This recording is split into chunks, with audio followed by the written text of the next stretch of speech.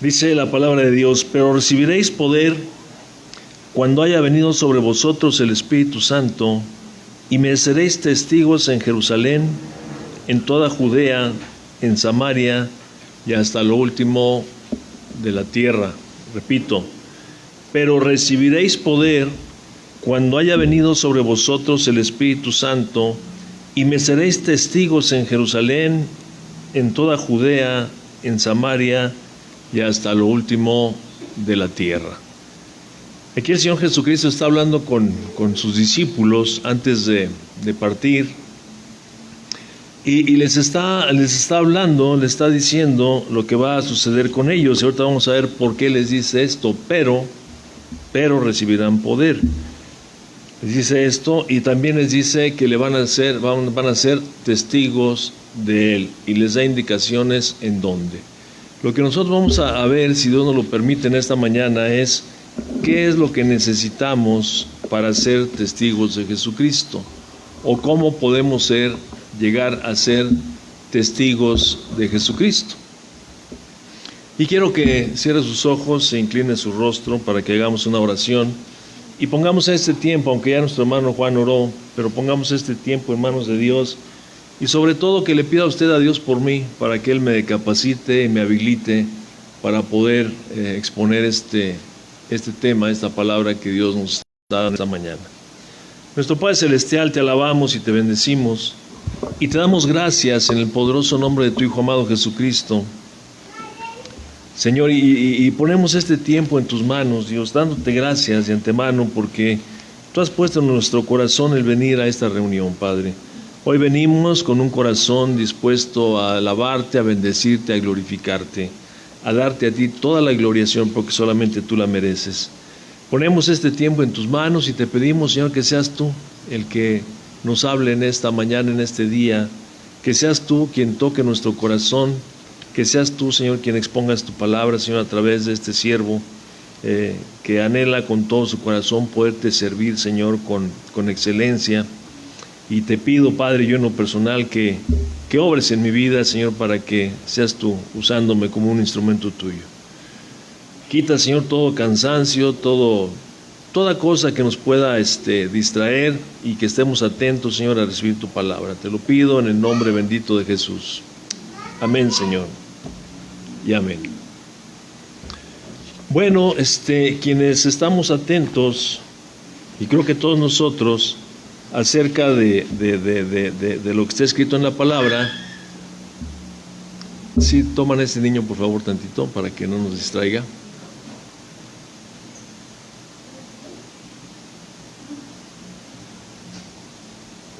Y de acuerdo a la tradición, no a la palabra, sino a la tradición, porque son dos cosas diferentes, ¿no? La palabra y la tradición. Mas, sin embargo, se juntan, nada más que hay una diferencia. Ejemplo, no quiero perderme en este punto, pero hace 40 días, el viernes pasado, de acuerdo a la tradición, se cumplieron 40 días que nuestro Señor Jesucristo resucitó. Por la palabra de Dios y lo que vamos a leer ahorita, nosotros sabemos que a los 40 días Él fue recibido arriba, ¿no? Durante estos 40 días el Señor se estuvo presentando y apareciéndose a sus discípulos. Pero quiero que me acompañe y vamos a leer desde el versículo 1 para que podamos entrar en materia. ¿Sí? Vaya ahí mismo en el versículo 1. Dice la Escritura, en el primer tratado, oh Teófilo, hablé acerca de todas las cosas que Jesús comenzó a hacer y a enseñar, hasta el día en que fue recibido arriba, después de haber dado mandamientos por el Espíritu Santo a los apóstoles que había escogido, a quienes también después de haber padecido, se presentó vivo con muchas pruebas indubitables, apareciéndoseles durante 40 días y hablándoles acerca del reino de Dios. Y estando juntos, les mandó que no se fueran de Jerusalén, sino que esperasen la promesa del Padre, la cual les dijo: oísteis de mí. Porque Juan ciertamente bautizó con agua, mas vosotros seréis bautizados en el Espíritu, con el Espíritu o en el Espíritu Santo dentro de no muchos días. Entonces aquí tenemos la introducción al libro de los Hechos, y está hablando Lucas. Lucas es el autor de este libro y del evangelio que lleva su nombre. Es Lucas. A veces nosotros decimos San Lucas, pero no es santo, aunque sí es santo, pero no es santo. No es San Lucas. Nosotros le ponemos eso, les decía yo, por la tradición, ¿verdad? Por la tradición de San Lucas, San Pedro, San Juan, ¿no? Entonces, es en el Evangelio de Lucas. Lucas es el autor de este libro, y de acuerdo a los estudiosos, dicen que le está enviando a Teófilo. O sea, aquí dice, ¿no? En el primer tratado, oh Teófilo, y se supone, los que conocen acerca de la palabra, que es un gran personaje al quien le está dedicando esto. Mas, sin embargo, hay otros hermanos, también estudiosos, que difieren un poco acerca de esto, ¿no? Porque lo que quiere decir Teófilo es amado de Dios. Teos, Dios; filos, amor. Entonces, es Teófilo, el amado de Dios. Y en este sentido, pues pareciera que es una carta, tanto el Evangelio como en los Hechos, que está dirigida personalmente a ti y a mí. Amado Nico, ¿no? Amado Nico, amados hermanos. Siempre nos presentamos así, ¿verdad? Amados hermanos. Esto es amados Teófilos, ¿no? Amados de Dios. Pero bueno, es otra situación. Dice: en el primer tratado, Teófilo, hablé acerca de todas las cosas que Jesús comenzó a hacer y enseñar. Mire, Lucas es muy puntual. El viernes estábamos viendo en un estudio aquí con algunos hermanos acerca de esto, ¿no? Era un hombre diligente, dado a escudriñar y a estudiar las Sagradas Escrituras. Nosotros tenemos 3 evangelios, aparte del de Juan, del de Lucas. Tenemos 2 evangelios sinópticos y el evangelio de Juan, que es diferente de alguna manera. Entonces, Lucas es discípulo de Pedro, pero también caminó con otros hermanos. Entonces, Lucas se da la tarea de poner en orden, de estudiar todo lo que él escuchó y ponerlo en orden, ¿no? Ponerlo en un orden exacto. Entonces él está hablando, dice, y empieza hablando qué es lo que Jesús empezó a enseñar, a hacer y enseñar. Y no es otra cosa más que al principio nuestro Señor Jesucristo empezó, cuando empieza su ministerio en Galilea, en Galilea. Cuando nuestro Señor Jesucristo empieza su ministerio en Galilea, él ya había estado alrededor de 1 año ministrando o sirviendo en Jerusalén, en Judea, en la región de Judea, ¿no? Nada más que pues nosotros a veces no le buscamos por ahí, pero ya tenía Jesús alrededor de 1 año sirviendo ahí en Jerusalén, en esta región, ¿no? de Judea. Esto nos habla el Evangelio de Juan, ¿no? Que dice al principio, cuando se bautizó y que después fue lo invitaron a las fiestas de Canaán, primero sus discípulos, ¿verdad? Nos relata el Evangelio de Juan acerca de los discípulos que lo siguieron, era Andrés y Juan. Después bajan y van por otros, van por Pedro, van por Natanael, y después de esto van a las bodas de Canaán, y después de las bodas de Canaán se van a la primera Pascua que pasa Jesús en Jerusalén, y de ahí se desarrolla todo, ¿no? Entre el capítulo 2 y el capítulo 4 del Evangelio de Juan está ahí resumido casi todo 1 año del ministerio de Jesús. Después, cuando Jesús regresa a la región de Galilea, y regresa porque se encuentra que Juan ya fue encarcelado, ¿no? Y Juan era el que estaba ministrando la palabra, llamémoslo de esta forma, estaba predicando el evangelio y el bautismo del arrepentimiento, ¿sí se acuerda? Arrepiéntase, ¿no? Arrepiéntase y bautícese, ¿no? Arrepiéntase y bautícese. Él estaba llamando al arrepentimiento porque el reino se había acercado. Entonces, Es encarcelado Juan y entonces viene Jesús y empieza su ministerio y le da continuidad a lo que Juan ya estaba predicando. Jesús empieza o continúa predicando: arrepiéntase porque el reino de los cielos se ha acercado. Pero no solamente Jesús predica verbalmente, ¿no? Oralmente, no, sino que Él está comprobando que efectivamente el reino de los cielos se ha acercado, y lo comprueba a través de las señales, de los milagros y los prodigios, ¿no?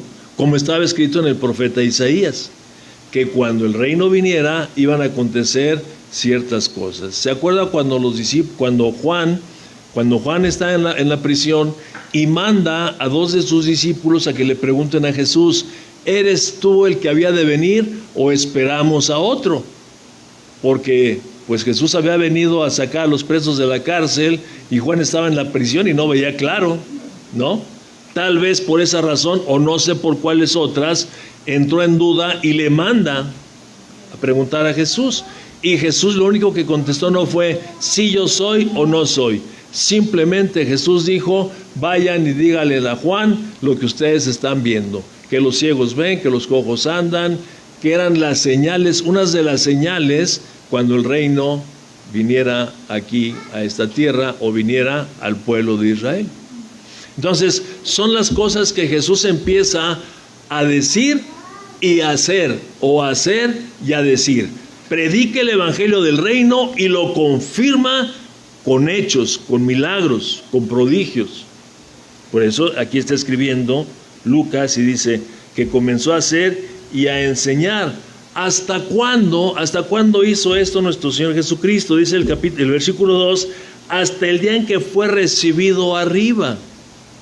O sea, desde el inicio de su ministerio hasta el momento que Jesús parte de esta tierra, Él se dedica a hacer señales, milagros, prodigios, y sigue hablando acerca del reino de los cielos. Porque aquí dice, miren, después dice, haber sido recibido arriba, después de haber dado mandamientos por el Espíritu a los apóstoles que había escogido, a quienes también después de haber padecido, esto es, haber sido crucificado y haber resucitado, se presentó vivo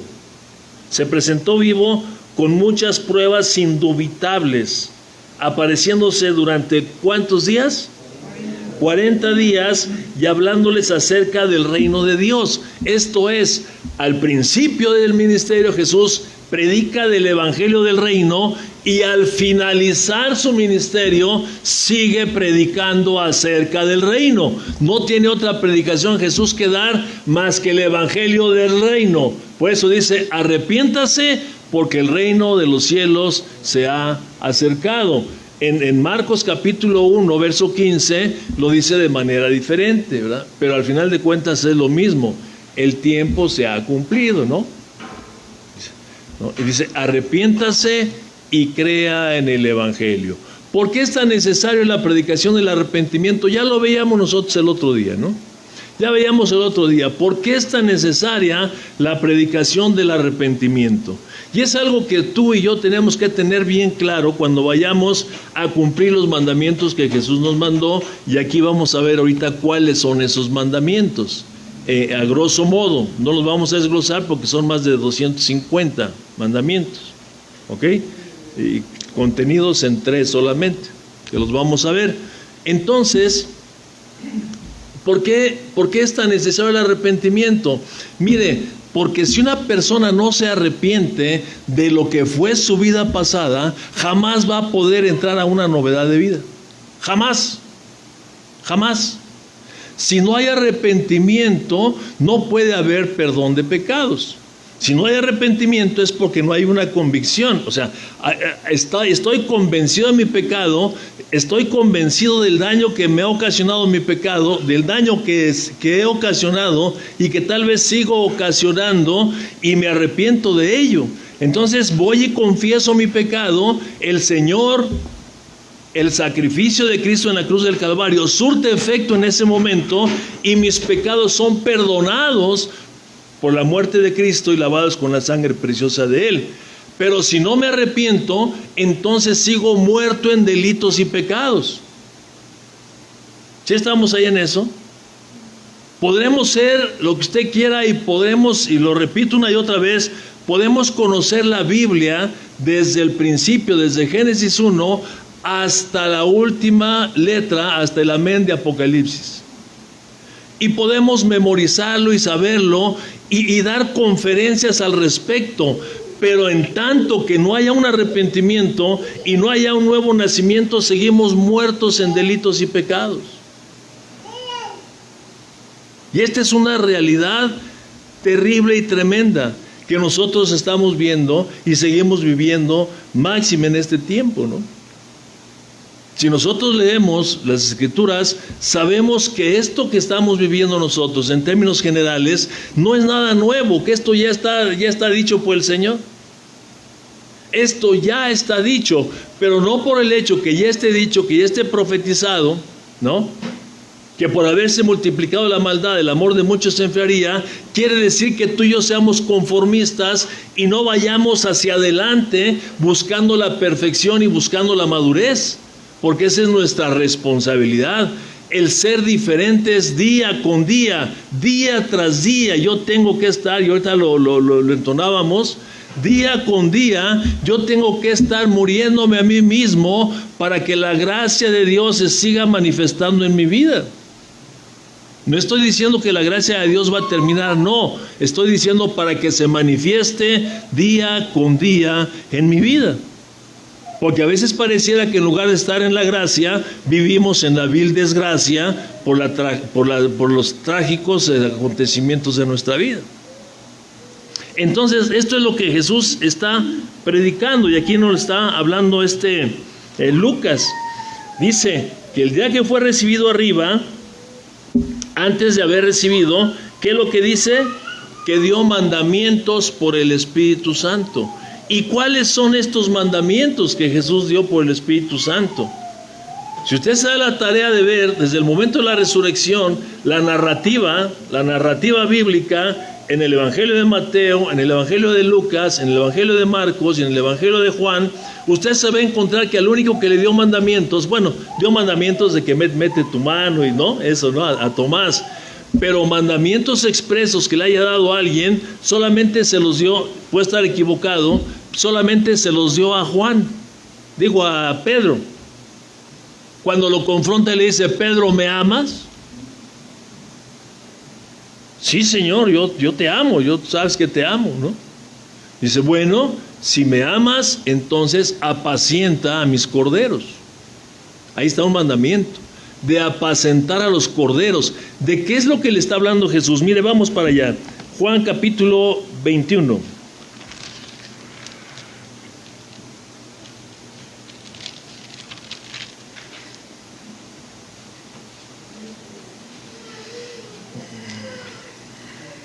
Verso 15.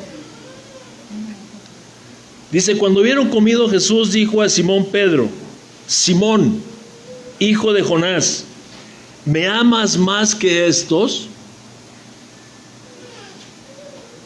Le respondió, sí, Señor, tú sabes que te amo. Él le dijo, apacienta mis corderos. Apacienta mis corderos. El asunto es, ¿qué es apacentar? ¿Qué es lo que el Señor le está ordenando a Pedro que haga con los corderitos? Fíjense que no dijo ovejas, dijo corderos, ¿no?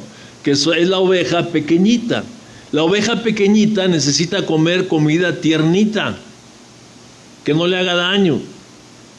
Entonces es lo que le está diciendo, dales de comer el alimento a mis corderitos, a mis pequeñitos, el alimento que ellos necesitan. Y viene y les da y vuelve otra vez y le dice, verso 16, volvió a decirle la segunda vez, Simón, hijo de Jonás, ¿me amas? Pedro le respondió, sí, Señor, tú sabes que te amo. Le dijo, pastorea a mis ovejas. Otro mandamiento. Esto es, a las ya creciditas, no les dejes de dar de comer pero cuídalas, protégelas.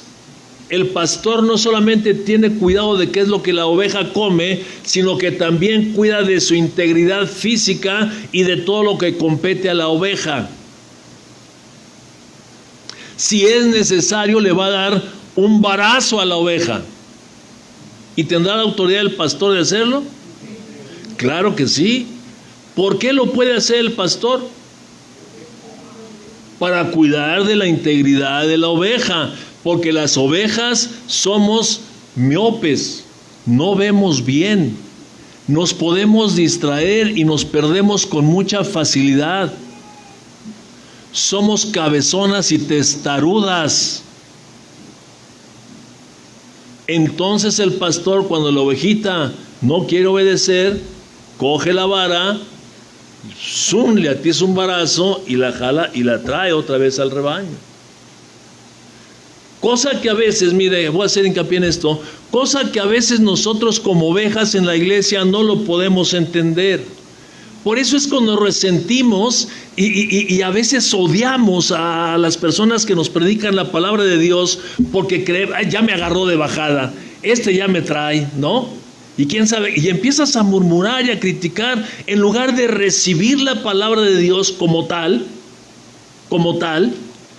y ver por qué me está molestando, por qué me lastima esto que el pastor o el que esté al frente está predicando. Porque mire usted, yo no dudo ni tantito que haya personas que llegan a tomar un púlpito, y le digo porque yo lo llegué a hacer, tomar el púlpito y de repente tomar una predicación, así como decíamos hace muchos años, ¿verdad? Danzón dedicado y apárale, ¿no? Dirigido a una persona en especial. Pero vas entendiendo que la palabra de Dios es una espada más cortante, dice que la palabra de Dios es más cortante que una espada de dos filos. Entonces, por un lado cortas a alguien, pero por el otro filo te estás lastimando a ti mismo. Entonces, cuando te das cuenta de eso, entonces le pides a Dios que te dé y que te permita subir a predicar la palabra de Dios sin tener un prejuicio en mente y sin estarle dedicando a nadie la palabra de Dios, porque la palabra de Dios no es para eso, sino que la palabra de Dios cumple el propósito que es la exhortación, la edificación y la consolación. Y es lo que le está diciendo el Señor Jesucristo a Pedro. ¿Me amas? Pastorea mis ovejas. Si hay una rebelde, dale. Si se pierde, ve por ella. Si se lastima, cúrala, sánala.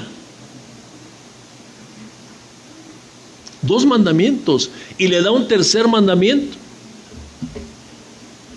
Le dijo la tercera vez: Simón, hijo de Jonás, ¿me amas? Pedro se entristeció de que le dijese la tercera vez: ¿me amas? Y le respondió: Señor, tú sabes que te amo. Jesús le dijo: apacienta. Otra vez, cuídalos. Pablo habla acerca de los lobos rapaces que se van a levantar de en medio de nosotros y que se van a ejecutar las ovejitas, ¿no? Entonces el pastor tiene que estar también al pendiente de que no venga nadie con X doctrinas que no predicamos aquí en la iglesia y que venga a causar revuelos con una doctrina diferente a la que nosotros tenemos. También en ese sentido tiene que estar al pendiente el pastor.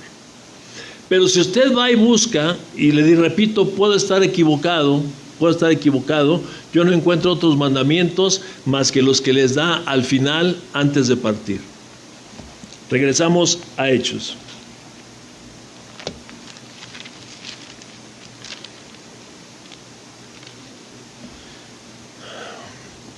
A Ceilán, que fue recibido arriba después de haber dado mandamientos por el Espíritu. Ahora, ¿cuáles son estos mandamientos que le dio por el Espíritu? Y es donde vamos a tratar de entrar. El primer mandamiento, lo vamos a ver de esta manera: el primer mandamiento que Jesús da antes de partir Porque ahorita le voy a dar los textos, que ya los conocemos todos, pero le digo que son los últimos, porque esto lo está diciendo Jesús, e inmediatamente después de decir esto, Él es arrebatado al cielo. El primero está en Marcos, capítulo 16, verso 15.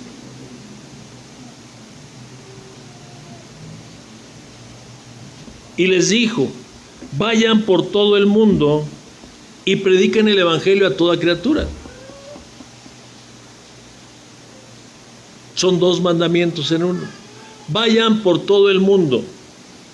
O si usted lo prefiere, por todo el mundo a donde usted vaya, o a cualquier parte donde usted vaya, predique el evangelio a toda criatura. A quien se encuentre usted, predique el evangelio. Cosa que yo le garantizo, mi amado hermano, que muchos de nosotros, y deje contarme, que muchos de nosotros hemos omitido y omitimos en muchas ocasiones, si no es que a diario, este mandamiento que el Señor Jesucristo nos dio antes de partir. Vayan por donde quiera que vayan, prediquen el evangelio.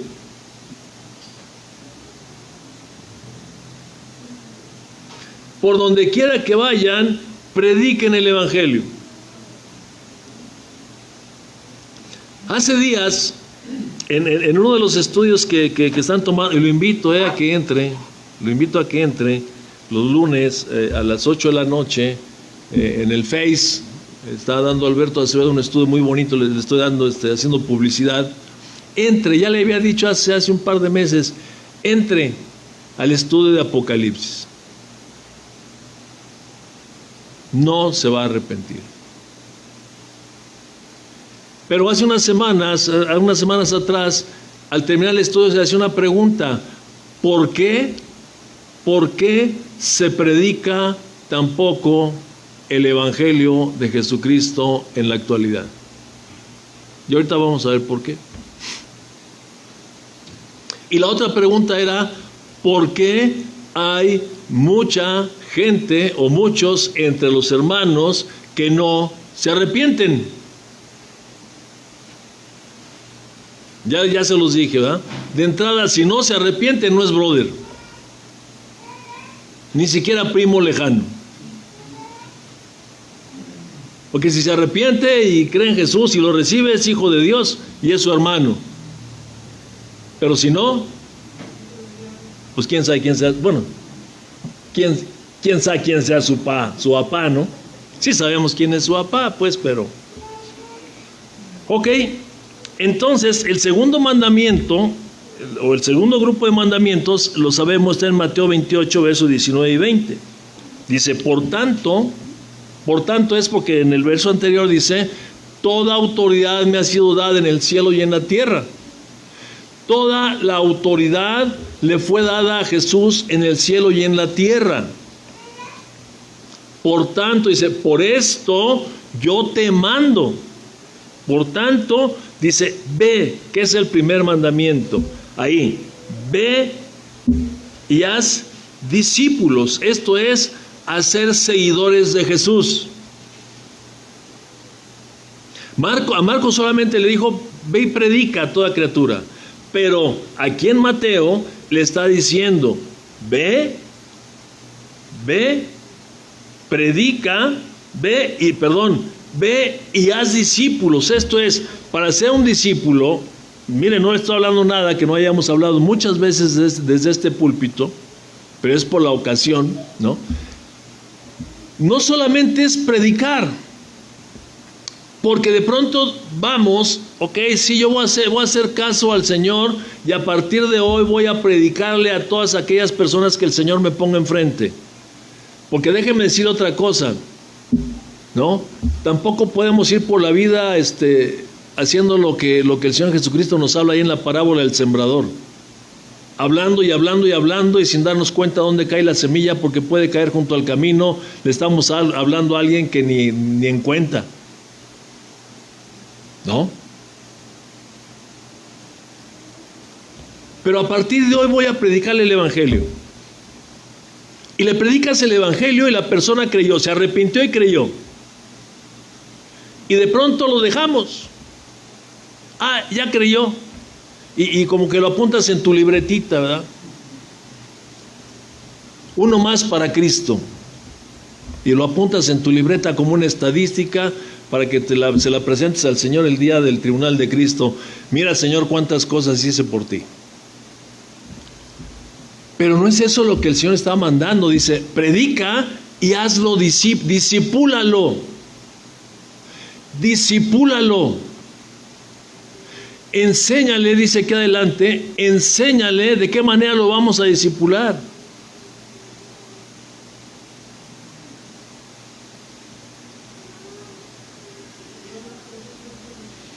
Tomando la parábola del sembrador, vemos ahí que hay, ¿cuántas semillas se sembraron? 4. Una, el sembrador distraído, pues se le cayó del morralito, ahí cayó, descuidado. La otra cayó ¿en dónde? En piedras, en pedregales. Esta creció rápido. Dice que la recibió bien gozoso. ¡Ah, aleluya! Y creció rápido, dice. Pero en cuanto salió el sol, la quemó y ya no dio fruto. Y nos dice qué es lo que representa el sol. Habla de las persecuciones por causa de la palabra. Habla de los conflictos que se llegan a tener, de las pruebas. Dice, se secó y ya no dio fruto. La otra semilla cae entre espinos. También, ¿de quién fue descuido? Bueno, también Aida dice, crecieron los espinos y la ahogaron. ¿Cuáles son los espinos? ¿Qué representan los espinos? Dice el Señor que es el engaño de las riquezas y los placeres de este siglo. Y hablando de placeres, hablamos de una inmensa gama de placeres, ¿verdad? Porque pareciera que cuando hablamos de placer lo ubicamos solamente en una determinada área genital, ¿no? No, pero hay muchos placeres. Entonces, crecen y ahogan la semilla. Pero el asunto está aquí. ¿Qué pasa si esta semilla que cayó en pedregales tiene alguien, el sembrador está ahí al pendiente y le empieza a escarbar y a poner? ¿Se acuerda que hay una parte donde viene el Señor a buscar fruto, ¿no? Y no lo encuentra y le dice al jardinero, arranca la higuera, no da fruto. Y le dijo el jardinero, Señor, permíteme un año más que escarbe y le abone y dé fruto. ¿Qué pasa si está el jardinero ahí o el sembrador al pendiente cuando aquel que le predicaste la palabra tiene problemas, si sufre persecuciones por la familia? Porque a veces qué terrible es esto, ¿verdad? Dice Jesús que los peores enemigos tuyos los vas a tener en tu propia casa. ¿Y cuántas personas son desanimadas y desalentadas? Dicen, yo ya mejor no vengo, desde que estoy en Cristo Jesús tengo más broncas. Sí, esto es muy obvio, porque dijo el Señor Jesucristo que por causa de Él en la familia estaríamos divididos.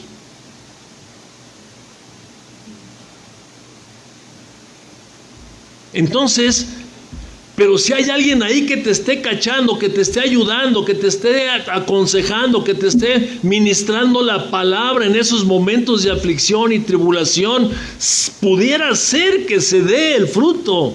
Y de eso se trata un discipulado, de pasar tiempo con la persona que tú le predicaste el evangelio.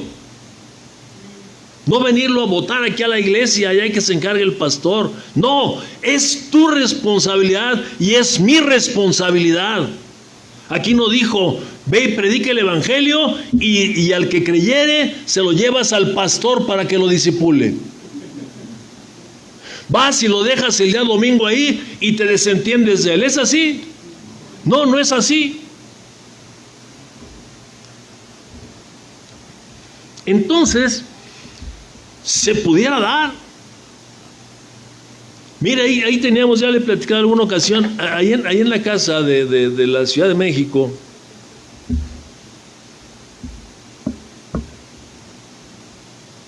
está la casa en una zona volcánica. Es una zona volcánica. Es pura piedra ahí. Escasamente hay tierrita por ahí en algunos lados. Sí crecen hierbas, crecen árboles, porque los árboles buscan, la raíz del árbol busca y se mete. Es impresionante que la raíz de un árbol se mete en medio de la piedra volcánica y la parte. Y usted no la puede partir con un marro. Bueno, a un lado, ahí en el frente de la casa, teníamos un campito, pero pura piedra, pura cosa así. Y yo me di a la tarea de limpiar ahí el asunto y ponerle tierra de esa buena, Raúl, de esa para jardín y todo el asunto. Y sembré mis plantitas ahí. ¿Y qué crees? Se dieron. Pero estaba yo al pendiente, abonándolas, echándoles tierrita, podándoles, o sea, teniendo cuidado, y mi jardín se logró.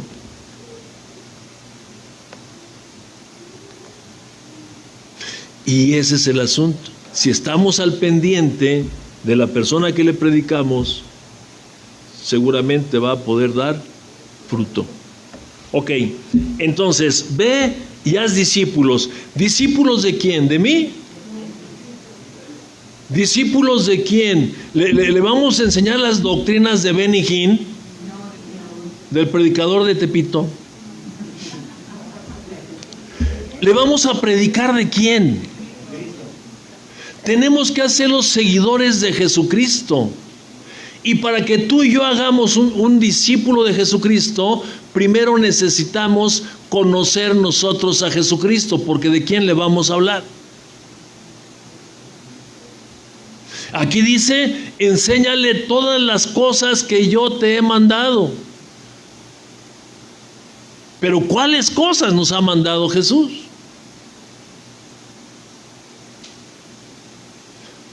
La persona que nosotros discipulemos se tiene que parecer a Jesús, no a mí. Porque a veces uno se adueña de la gente que le está ministrando, ¿no? Mis muchachos, mis niños, mis niñas. No son tuyas, no son tuyos. Te los dio el Señor porque tiene confianza en ti. Bueno, no en ti, en Él, porque Él está trabajando en ti. Pero no son nuestros. Por esta razón, Juan el Bautista, cuando bautiza a Jesús y les dice, este es el quien yo les dije, Juan y Andrés se van atrás de él.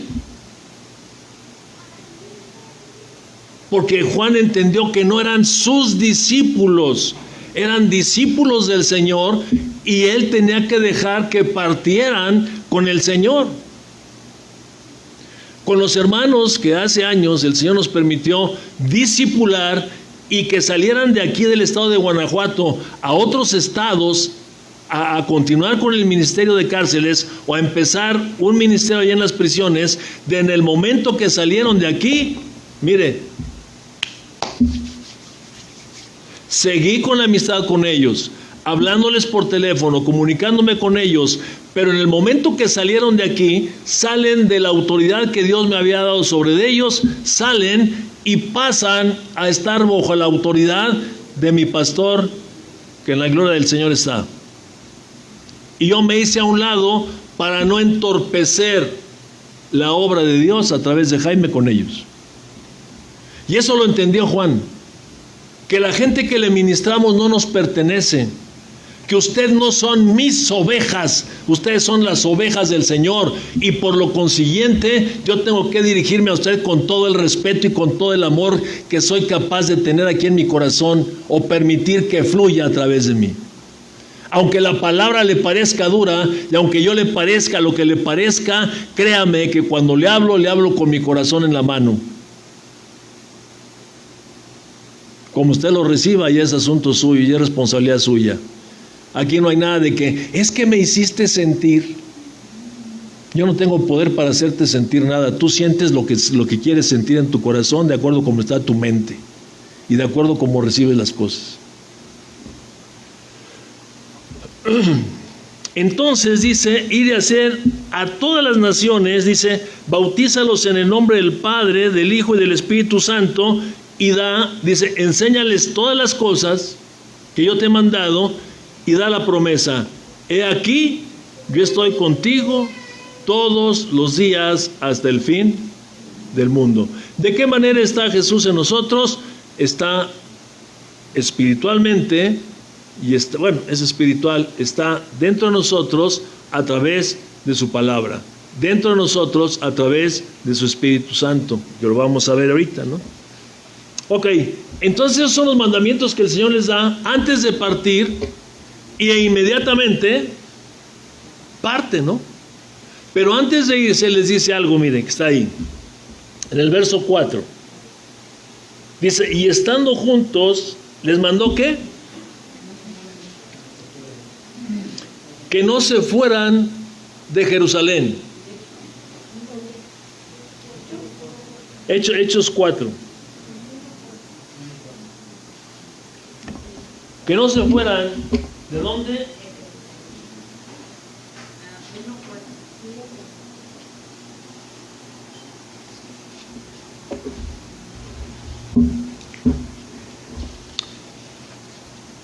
¿Cómo estaban o dónde estaban en Jerusalén?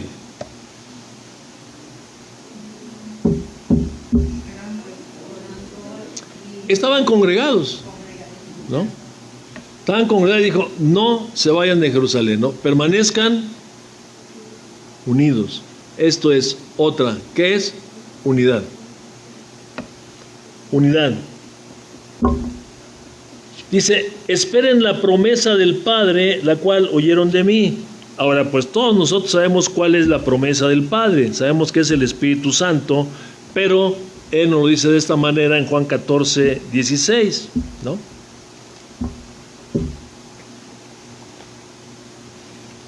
Juan 14, 16. Bueno, vamos a ver el 15. Dice, si me amáis, guardad mis mandamientos.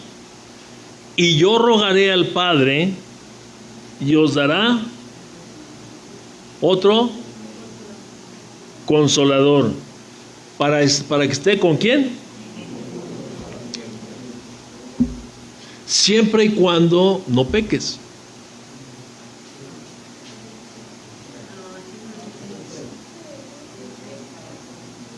Siempre es. Siempre. Ahora, fíjese bien. Es que usted da chance de pecar. No, yo no te doy chance de pecar nada. Yo nomás te digo lo que dice la palabra de Dios. Dice el Señor que el Espíritu Santo va a estar en el creyente, en el creyente, el Espíritu Santo va a estar siempre.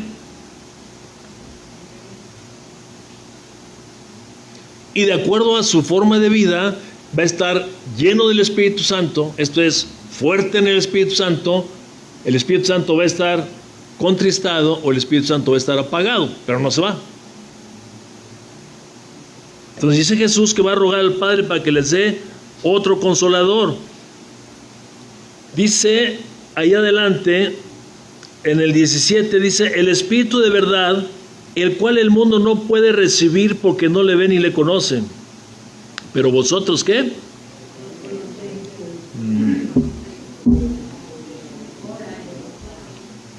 Bueno, y no vamos a ver la obra del Espíritu Santo ahorita porque lo vamos a ver posteriormente, ¿no?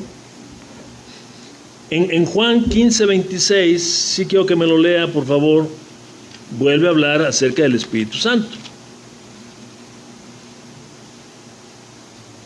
Pero cuando venga el Consolador, a quien yo os enviaré del Padre, el Espíritu de verdad, el cual procede del Padre, Él dará testimonio acerca de mí.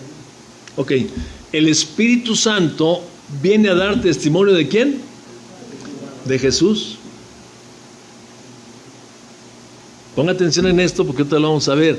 El Espíritu Santo viene a dar testimonio de Jesús.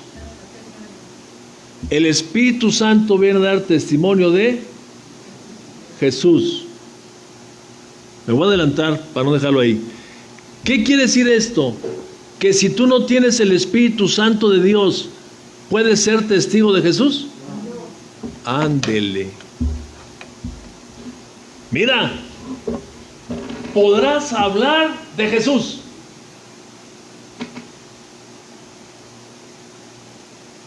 podemos hablar el Evangelio de Jesús, dárselo a la gente, mas sin embargo no hay poder en eso que nosotros estamos hablando. Son palabras vacías y palabras huecas, porque el Espíritu Santo no está. ¿Se acuerda cuando Jesús predicaba? ¿Qué decía la gente de él? Se sorprendían porque les enseñaba ¿cómo? Como quien tiene autoridad, no como los escribas. Los escribas hablaban de lo que habían leído y lo predicaban. Hablaban de lo que habían leído y lo predicaban. ¿Surtía efecto en la gente? No. Cuando Jesús hablaba, ¿surtía efecto en la gente? Sí. Por supuesto que sí. ¿Cuál era la diferencia? Que el Espíritu Santo estaba en Jesús.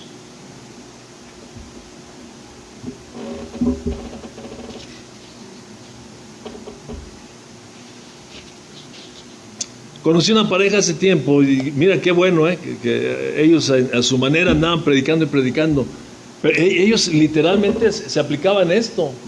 A donde iban, yo me acuerdo que me tocó ir a varios lugares con ellos, allá a Texcoco y a Chinconcuac y a varios lugares así.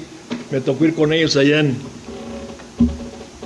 por allá por las Chilangolandias, y no dejaban títere con cabeza. Donde se paraban le predicaban a la gente de Jesús, pero casi los obligaban a recibir a Cristo. Y repita conmigo, y Señor Jesús, y y se ponían bien contentos. Yo entiendo, se ponían contentos porque ¿qué estaban haciendo? Estaban obedeciendo. Mas sin embargo, yo creo que mucha gente esta que les predicaron, no pasó nada en esas personas. Pero bueno, es otro asunto. Ok. Entonces el Espíritu Santo viene a dar testimonio de Jesús. Él es el que testifica a través de nosotros. Él es el que hace la obra a través de nosotros y testifica. Mire, ahora, ¿por qué razón entonces, viendo esto, por qué razón consideras tú, y lo vamos a ver conforme a la Biblia, ¿por qué razón consideras tú que entonces les dijo Jesús, no se vayan, espérense hasta que reciban el Espíritu? Él los mandó a predicar, pero él mismo sabía que su predicación iba a hacerles falta el Espíritu Santo. Porque si no es la obra de él, es vana.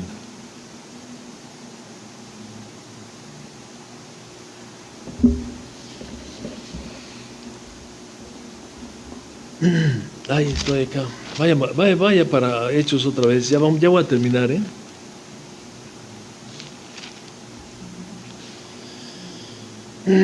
Dice el verso 5: porque ciertamente Juan bautizó con agua, mas vosotros seréis bautizados con el Espíritu Santo dentro de no muchos días. Juan dio testimonio, ¿verdad? Dio testimonio de Jesús. Yo los bautizo con agua, pero él los bautizará en el Espíritu Santo y fuego. Ya lo escucharon ustedes. Permanezcan aquí y dentro de no muchos días va a ser una evidencia, una realidad, el Espíritu Santo en sus vidas. Y mire, aquí no está hablando de salvación, está hablando de poder para predicar, de poder para ser testigos de él.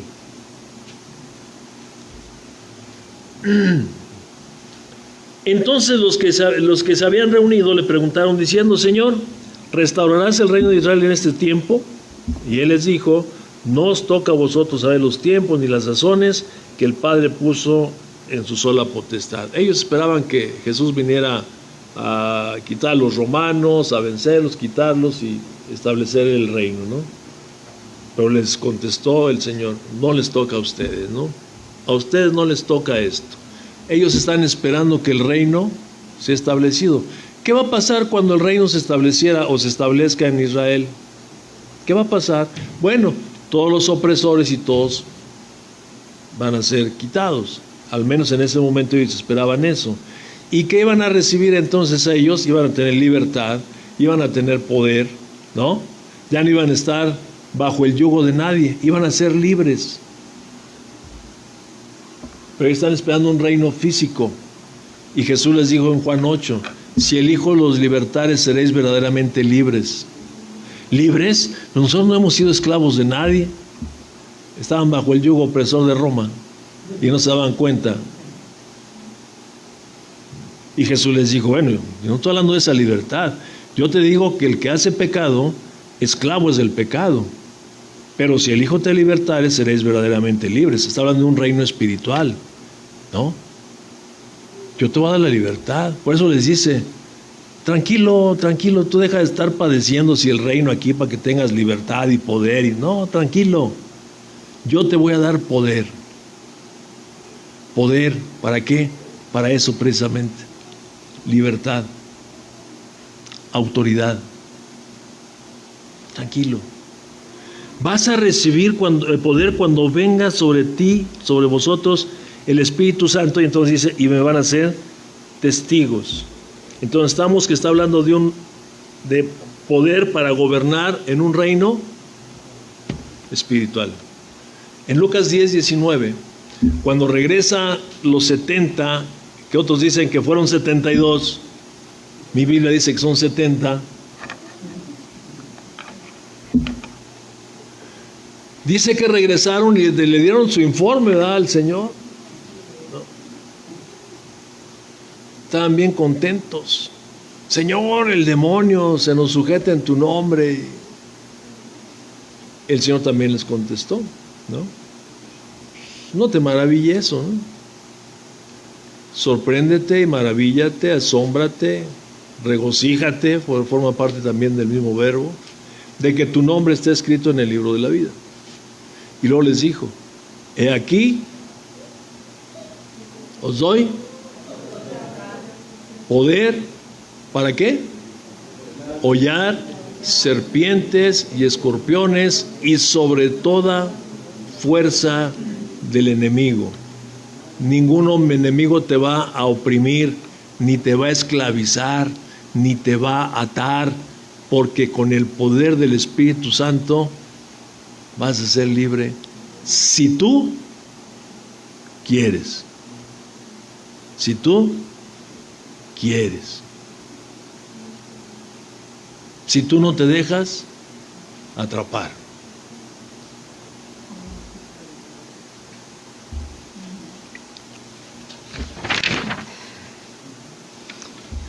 Entonces se necesita poder para ser testigos de Jesús. ¿De qué manera podemos ser testigos de Jesús? Lo estamos viendo, obedeciendo los mandamientos y luego predicar lo que Él nos dio. Pero la predicación es en palabra, ¿verdad? Palabra. Pero hay dos formas de testificar, de palabra y obra. De palabra y con los hechos. Me voy rápido. La palabra mártir, la definición de la palabra mártir del diccionario secular, dice que testigo es la persona que está presente en un acto o en una acción. Por lo tanto, puede dar testimonio de lo que ha ocurrido o acontecido, ¿no? Vas por la calle y ves un accidente, tú eres un testigo. Si alguien te pregunta, puedes dar testimonio de ello. Sí, yo vi, mira, venía por aquí, le hizo así, así, así, así. Podemos testificar, ese es un testigo.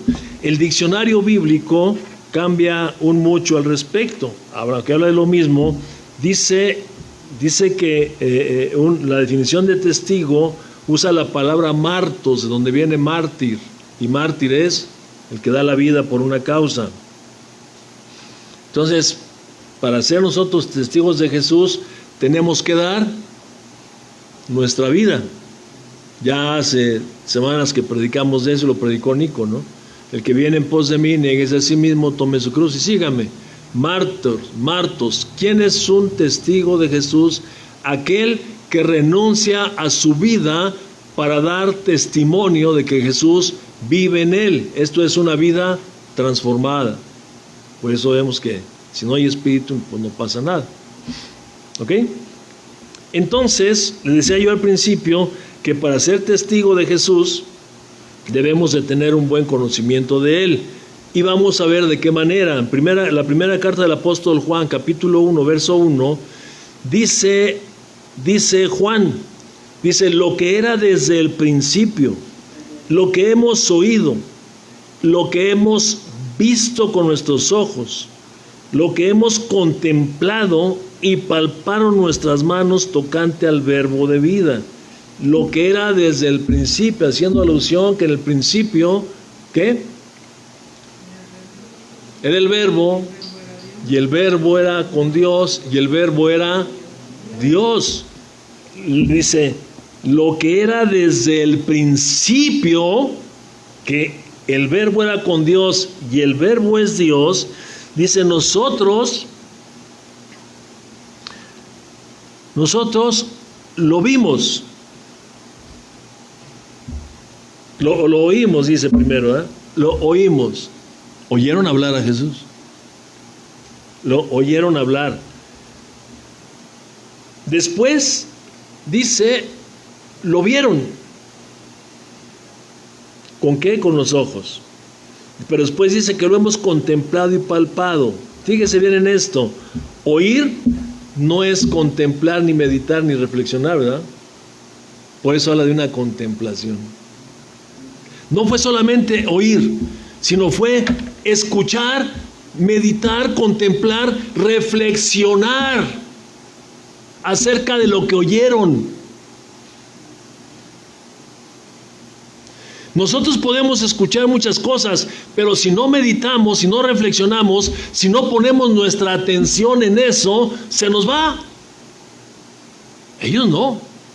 Ellos caminaron con Jesús y estaban atentos a las enseñanzas de Jesús. Por eso es que ellos pudieron, fíjese bien, sin tener anotaciones, porque no es como ahorita que papelito y eso, imagínense, cargando ellos un rollote de papel para estar escribiendo el sermón de Jesús, ¿no? O en una piedra y su cincel y ahí estar, o qué sé yo, no había. Entonces, ellos estaban atentos, tan atentos, que se les grabaron las cosas, lo vieron y lo oyeron, lo meditaron, lo reflexionaron y quedó grabado en su mente y en su corazón. Y después, cuando escribieron los evangelios, los escribieron de memoria, porque les constaba, dice, y lo palpamos. Palpar es tocar con las manos, pero también es comprobar un hecho. Ellos conocieron bien a Jesús, por eso fueron sus testigos. Le dije, ustedes van a ser mis testigos. Su vida de ellos fue transformada, fue cambiada, y por eso pudieron testificar. Por último, 5 minutos le voy a tomar, tal vez más, pero ya para que le doy ánimo para que respire tantito y ay, al fin ya se va a callar este. Por fin, pensé que nunca, pero ya mero. ¿Dónde dice el Señor que tenemos que testificar? Ojo con esto, mis amados hermanos. ¿Dónde dice el Señor que tenemos que testificar? Ahí en el 8.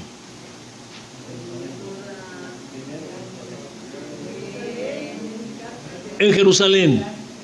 Ahora, todos ustedes saben que representa Jerusalén, ¿no?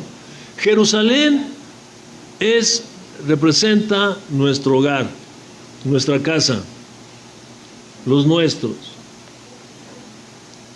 Y es ahí donde nosotros necesitamos ser principalmente testigos.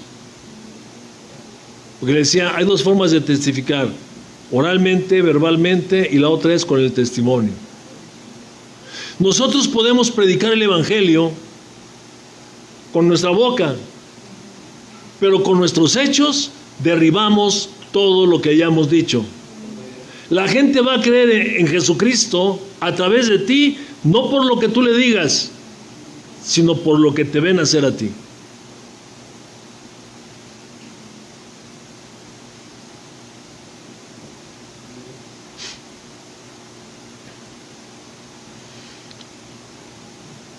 No le puedes decir a una persona que el poder libertador o liberador de Jesús te quitó de alguna adicción si te encuentran bien marihuano, ¿eh? No, es que el Señor es poderosísimo, ñiz. No, chido, carnal. ¿Te creen? No. Pues nos creen porque de alguna manera pueden ver algo en nosotros, aunque sea un poquito de vida transformada, ¿no? Entonces es precisamente en el hogar, es donde la lucha es más fuerte para el convertido, para el creyente. Es donde realmente se presenta la lucha. Porque mire, lo que pasa en su casa se va a saber hasta lo último de la tierra.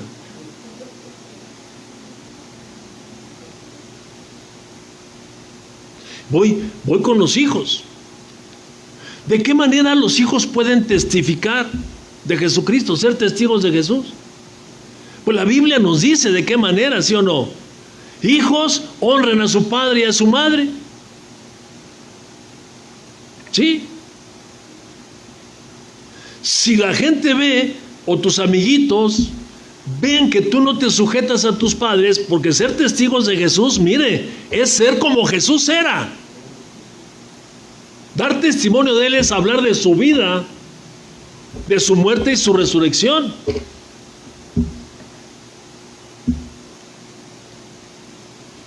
Y el testimonio que Jesús nos dio, el primer testimonio que Jesús da a nosotros, aún antes de estar lleno del Espíritu Santo, fue que Él fue un niño que estuvo sujeto a sus padres. Sujeto a sus padres, obediente a sus padres.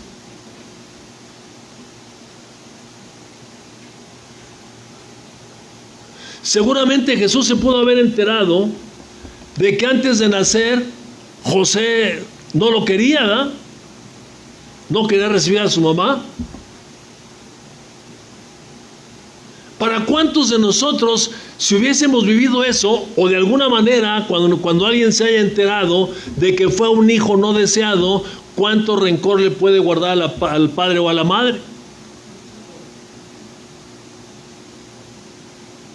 Mas sin embargo Jesús no guardó rencor en su corazón.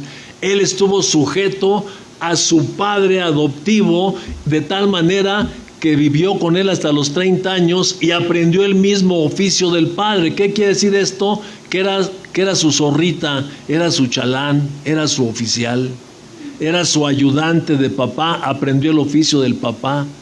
El primer testimonio de Jesús es de sujeción a los padres, obediencia.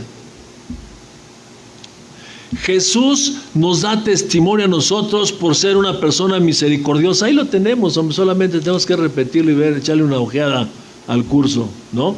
Misericordioso, compasivo, perdonador.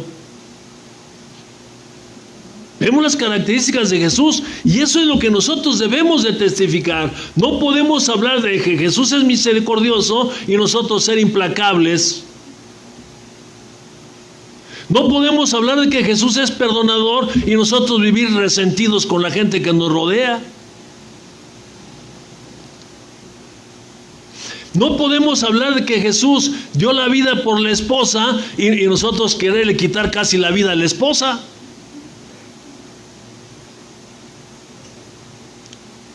No podemos hablar de la sujeción de Jesús, digamos, con las mujeres y no sujetarse las mujeres al marido. Si estamos ahí. Si hablamos de lo que está escrito en la palabra, tenemos que soportarlo con nuestros hechos, con nuestra propia vida. Sé y estoy bien consciente de que estamos en un proceso, pero mire, cuando menos debe de haber un poquitito así de cambio en nuestra vida, una evidencia, al menos el deseo de querer cambiar, al menos el deseo.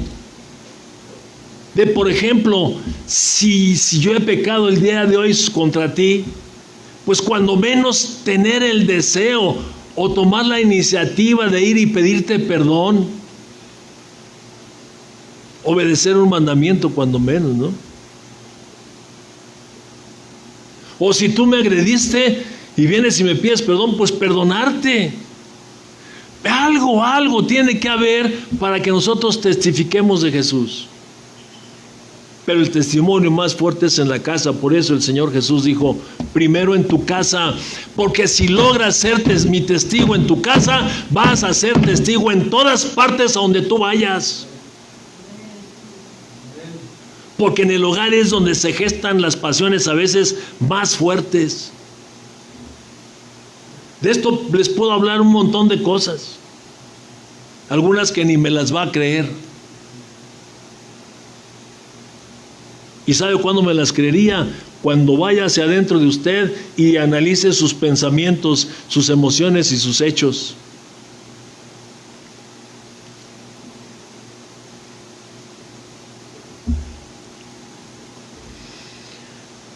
Cuando seamos testigos en nuestro hogar, seremos testigos en Judea.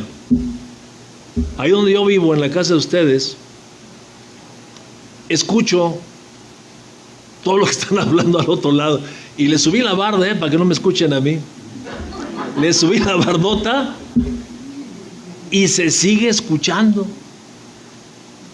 Imagínense mis vecinos cuando nos agarramos del chongo, Conchita y yo. Han de decir, ahí vive un pastor, ¿eh? No es cierto, no nos agarramos del chongo. Pero imagínense que si lo hiciéramos.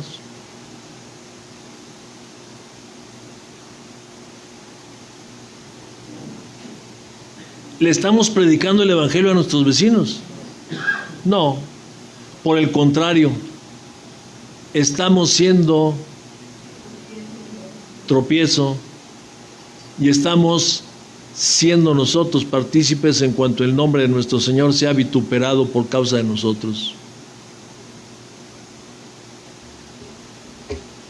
Ser testigos en Jerusalén, en Judea y en Samaria y hasta lo último de la tierra. ¿Cuál es la forma más alta y más elevada que nosotros podemos ser testigos de Jesús? Predicando con nuestra vida. Predicando con nuestros hechos. Le quiero leer para terminar esto. Algo que en alguna ocasión ya se lo comenté, pero que hoy lo quiero leer para que lo veamos textualmente. O sea que no me pierda yo. Dice, una vez estaba buscando al pastor de cierto pueblo y fui a la iglesia, pero el conserje me dijo que vivía a cierta distancia. Algunos muchachos estaban jugando en el patio de la iglesia. Uno de ellos, oyendo nuestra conversación, se ofreció a mostrarme la casa del pastor. Mientras caminábamos, le pregunté si creía en Cristo. El muchacho de unos 14 años contestó decididamente, no. Le pregunté por qué. En su manera infantil me respondió, creo que si Dios creó a ese Jesús como manso y amante de hace 2000 años en Palestina, en quien se quiere que confiemos, debería haber creado en cada generación y en todas partes a un pequeño Jesús, para que mirando al pequeño pudiéramos ver al grande. Pero nunca he encontrado un pequeño Jesús. Yo soy un niño pobre. Mi padre es borracho. Y iba a decir el nombre, no dice el nombre. Y mi papá es borracho y me castiga. Mi madre es lavandera y no tiene tiempo para mí nunca. No he tenido un buen traje. Nadie me ha comprado chocolates o dulces. No he tenido juguetes. Si Dios es todopoderoso, ¿por qué hizo a Jesús una sola vez? Un Dios todopoderoso podía hacer muchos Jesuses. Entonces sería fácil creer. Yo le pregunté otra vez, ¿pero tu pastor no es un Jesús? Ay, aquí cala. ¿Pero tu pastor no es un Jesús? La respuesta tan decidida como la primera fue, no. Así llegamos a la casa del pastor. El niño me dejó. Me quedé a solas con el pastor.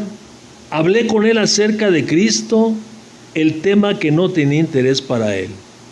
Entonces le dije lo que había dicho el muchacho. El pastor exclamó, ¡qué idiota! El niño, ¡qué idiota niño! ¿No? Con lo cual yo estuve de acuerdo de todo corazón, solo que para mí el idiota era otro, el pastor. Ser cristiano significa ser un anihu, que quiere decir yo, él, o sea, uno. Yo, él y yo. ¿Se acuerda cuando le preguntaron ahí en Juan 14 a Jesús, muéstranos al Padre y nos basta? ¿Qué dijo Jesús? Tanto tiempo hace que estoy con ustedes y no lo han visto. El Padre y yo somos uno. ¿Qué está diciendo Jesús? Así como es el Padre, soy yo. No hay diferencia, somos uno.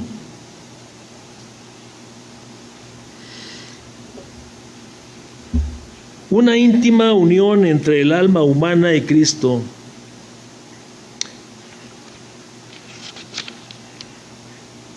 Y ahí dice, ¿no? De Felipe. Habla lo de Felipe, ¿no?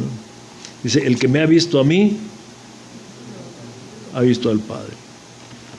Entonces, la manera más gloriosa que nosotros tenemos para ser testigos de Jesús, obvio, es predicar el Evangelio, pero respaldar el Evangelio de poder con nuestra vida, con nuestro testimonio. Es lo mejor que nosotros podemos hacer. ¿Quiere usted ganar a alguien para Cristo? No le ande tirando sus imágenes con un palo. No lo juzgue por los tatuajes que traiga. No lo condene por lo que haga o deje de hacer. Muéstrele usted con su vida el amor de Cristo Jesús. Me dijo un día un hombre que está sirviendo allá y le he platicado, un hombre que está sirviendo allá en Carolina del Norte, un hombre que estudió en el Instituto Bíblico y estudió para pastor y todo el rollo, ahí está ministrando en Carolina del Norte. Me dijo una vez, después de años de convertido, me dijo, José Luis Bolaños, yo creí en Jesucristo a través de ti porque tú nunca me condenaste. Y yo fumaba y fumaba y fumaba en tu casa y decía majaderías y decía todo, pero tú nunca me condenaste. Y yo creí en el amor de Cristo por eso. Salimos de la prisión. Y en la prisión misma, mucha gente que me había conocido a mí, y no le estoy hablando de que yo sea perfecto, simplemente le hablo de la obra del Espíritu Santo en mí. La gente esperaba encontrarme en la prisión, no sé de qué manera, pero el día que fue un amigo a visitarme y encontró que era diferente, incluso diferente como yo era en la calle, era diferente ahí en la prisión, se encargó de ir y hablarles a otros hombres y mujeres para que me fueran a visitar. Y mucha de esa gente que me visitaba, martes, jueves y domingos, les predicamos el Evangelio de Jesucristo y se convirtieron. Cuando salí de la prisión, me llamaban a un lugar y a otro, le comentaba el otro día, a que les diera mi testimonio, y ellos esperaban que les platicara de esas aventuras cantinescas y de la cárcel que yo fui, que hice, que vine, que torné, que retorné, y yo lo único que les hablaba era de lo que Jesucristo había hecho en mi vida.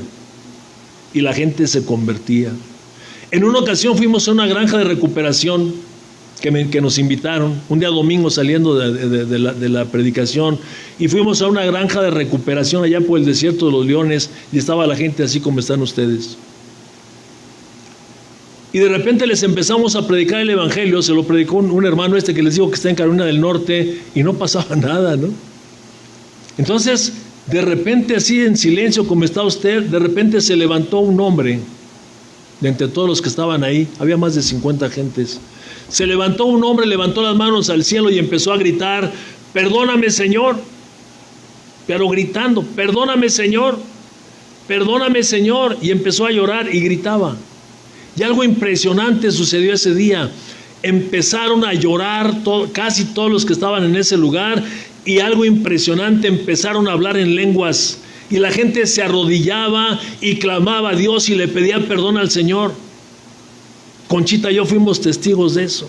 Al siguiente domingo, toda esa gente la estábamos llevando a la congregación, e íbamos a predicarles ahí al lugar donde ellos se encontraban. Estaba bastante retirado de donde nosotros vivíamos, pero les íbamos a predicar allá, porque el mandamiento fue: ve y haz discípulos a todas las naciones. Tu vida, mi amado hermano, tu vida transformada va a hacer que la gente que vive alrededor de ti crean en Jesucristo. Crean en Jesucristo. Ya, como se acuerda con la mujer samaritana, ya no creemos por lo que tú nos dijiste. Cuando tuvieron el encuentro con Jesús, creyeron en Jesús porque lo vieron. Ya no creyeron por los dichos de la samaritana, sino porque lo vieron a Jesús. Prediquemos, hermano. Seamos testigos de Jesús. El mundo nos está necesitando hoy más que nunca. Y hoy más que nunca se ha dejado de predicar el verdadero evangelio. No le ofrezca a la gente que Cristo va a cambiar su vida.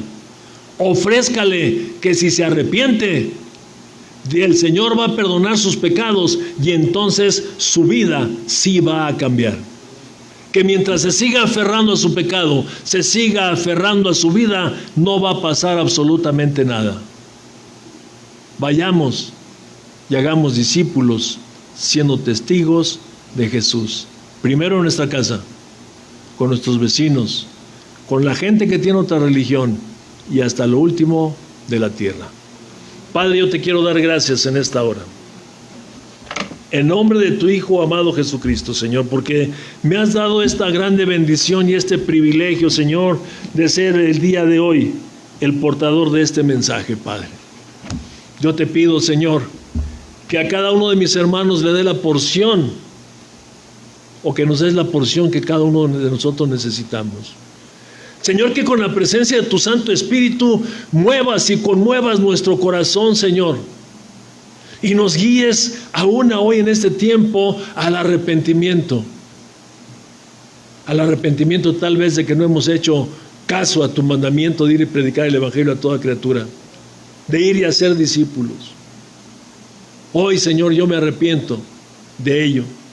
Te pido, Señor, que me perdones, y te pido que me llenes de esa presencia, de ese poder que se necesita para testificar de Jesucristo en todos lados y a toda persona sin excepción. Gracias, Señor, porque tú has hablado en este día.